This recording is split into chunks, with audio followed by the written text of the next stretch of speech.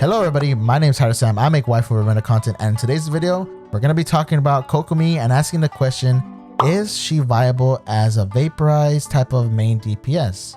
In this video, we're going to be talking about our build as far as weapons and suggested artifacts. We're going to be talking about the suggested team that you should be using, as well as the rotations in order to take advantage of Kokomi's burst. We're also going to be talking about the good, the bad, and the ugly, I guess. Kind of like the pros and cons of using this team and where and when you should use it, if you decide to, of course. And we're going to end this video with a Spiral Abyss showcase. Before we get started, I just want to say that I do stream on twitch.tv/HydroSam. So you're into that kind of live content. That is kind of where I come up with these ideas and film the videos on stream.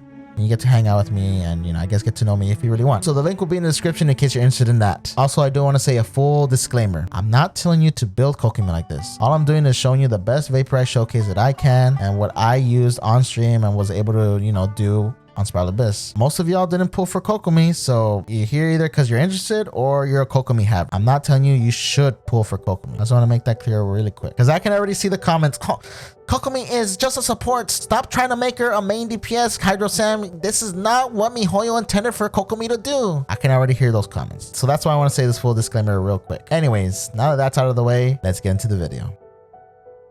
Okay, so before we get started on talking about the builds and the weapons and the artifacts, why Vaporize? Well, we all know that Kokomi can't crit, right? So the only thing we can do is actually, stack HP and give her as much attack as possible. There's no other way to amplify her damage. Even though Mihoyo nerfed the crit rate of Kokomi, because we Vaporize, that still multiplies her damage times 2. And what they didn't nerf was Elemental Mastery. Along with the Vaporize, we're also able to get an extra percentage in our Vaporize as well, which kind of gives a little bit of hopium to Kokomi havers. For the 5-star weapons, Scoured Alice and Moonglow are actually kind of in the same ballpark. When I used them on stream and I was testing them, they pretty much gave me the same amount of damage. So either or is fine. At the end of the day, we're doing charge attacks, not normal attacks. The best 4-star weapons is of course the Witsith, because we're only going to be doing damage during Kokomi's elemental burst. That gives us a good window to use the Witsith, and any one of these procs will help us out when we're doing Vaporize. The best free-to-play catalyst though, if you're interested, is the Map of Mirror. I was actually surprised we were doing some pretty significant damage with the Map of Mirror. With the Elemental Mastery and that extra elemental damage bonus that we're getting, it actually is significant enough to boost up Kokomi's damage. For the artifacts, the best one is the 4-piece Wanderer's Troop. The thing that sucks is I don't have a 4-piece Wanderer's Troop, so I can't really run it. What I am running is a 2-piece Wanderer's Troop and a 2-piece Tenacity of the Millilith, and we're still doing some significant amount of damage. If you don't have Tenacity, Maidens is fine as well, but if you do have a good 4-piece Wanderer's Troop for her, then yes, that'd be the best one for her to do the most amount of damage, since we're only going to be using charge attacks. None of these constellations matter. We have 8, 6, 10, so we're pretty committed to our charge attacks. All right, so now let's go ahead and jump into the team that we're using for this video.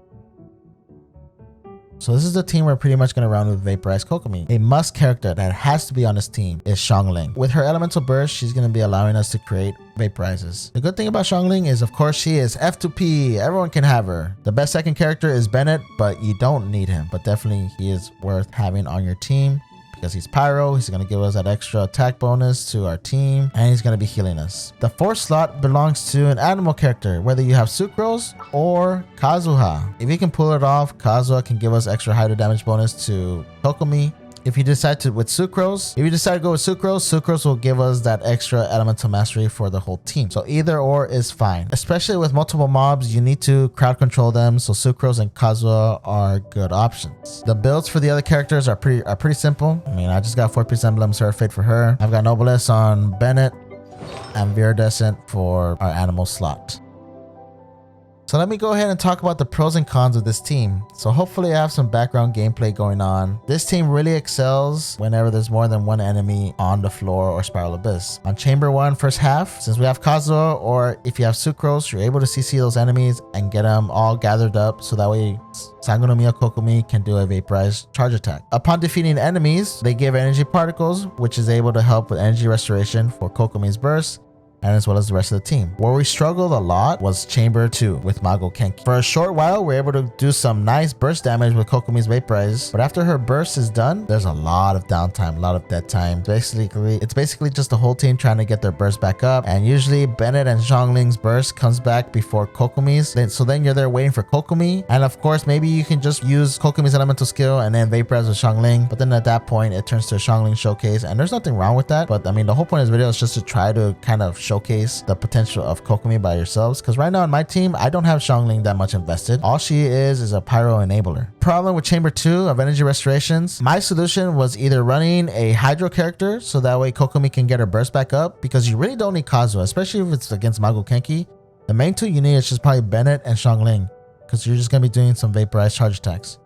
So you can use Shincho or even Mona to get some more Hydro Elemental Particles back to Kokomi. Or if you have it, you can use Raiden Shogun. She can help you with those energy restoration for your whole team. But once again, I'm just only talking about single target enemies like freaking Mago Kenki that's on a Spiral Abyss. I still had a good time and a good run with Chamber 3 on a Spiral Abyss. Even though they're two big Rune Guards, I was able to get energy particles from them as well as destroy them in a pretty good, decent time. So now let me go ahead and show you the rotation that I usually do on this team, and as well as how many charge attacks we can do with Kokomi.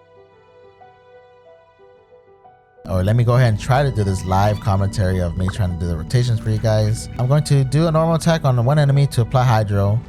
I'm going to do Bennett's Burst over here, and I'm going to swirl with Kazuha. I'm going to suck in the guy that has Hydro on them so that we can give extra Hydro damage bonus to Kokomi.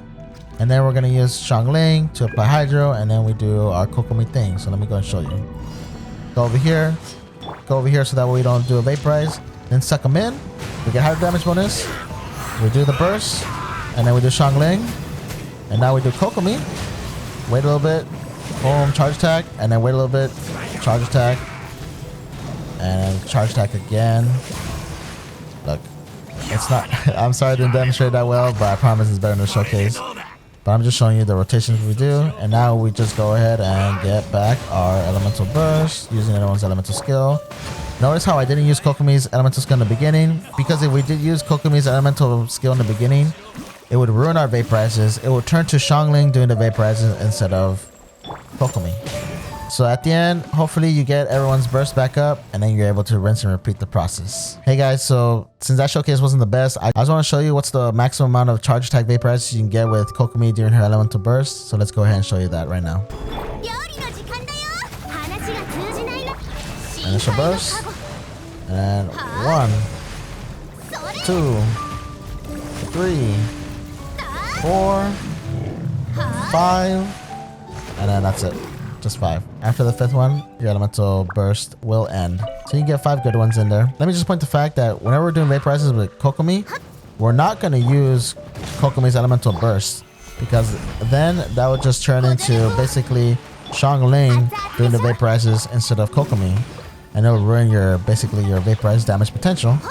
And because we're not going to be using Kokomi's elemental burst, we're not going to be generating energy particles for Kokomi. And so this is where kind of like the cons of the team comes into play, which is the energy restoration issue. Okay, so now I'm going to go ahead and show you the showcases on Spiral Abyss, the best ones we got. And then at the end of the video, you'll see the builds of each character and their artifacts. Anyways, I love you all so much. Thank you for watching the video. Thank you for all the support you guys have given me recently. I love you all once again. And remember, wife over meta, and enjoy the rest of the video. What if we do this, man? What do we do? How do we get them together? How do we group these guys together? Okay, maybe we do this.